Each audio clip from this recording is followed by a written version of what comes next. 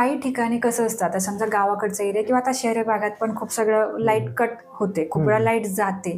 अशा केसमध्ये सुद्धा सोलरचा फायदा होतो का? हो हो नक्कीच. आता कसं झालंय, आता म्हणजे मी सांगितलं ना टेक्नॉलॉजी वाढली आहे तसं. आता नेट मीटरिंग सिस्टीम आणि हायब्रिड सिस्टीम अशा 2 सिस्टीम आहेत. जनरली आता नेट मीटरिंग जिथं गरज आहे, सबसिडी ज्यांना पाहिजे तिथं नेट मीटरिंगच करा. त्यांनी काय करा, नेट मीटरिंग मध्ये काय सबसिडी भेटून जाते. तुम्ही त्या सबसिडीच्या अमाऊंट मध्ये एक इन्व्हर्टर किंवा एक हे घेऊ शकता. जिथं जास्त लाईन जात नाही तिथं, जिथं 2-2, 3-3 दिवस लाईन जातं तिथं हायब्रिड सिस्टीम बसवा. हायब्रिड सिस्टीम मध्ये कसं होतं, सोलर मध्ये तुमचं सोलरने इलेक्ट्रिसिटी पण तयार होईल. हायब्रिड सिस्टम मध्ये ऑलरेडी इनबिल्ट त्यामध्ये बॅटऱ्या असतात, लिथियमच्या बॅटऱ्या असतात, त्यांची लाईफ पण जास्त आहे. तर तिथं तुमचे जे घरातला जो पूर्ण लोड आहे तोही 2-2, 3-3 दिवस चालेल. ग्रेट.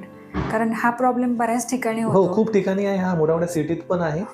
संपूर्ण व्हिडिओ बघण्यासाठी द सारिका शो या YouTube चॅनलला आत्ताच भेट द्या.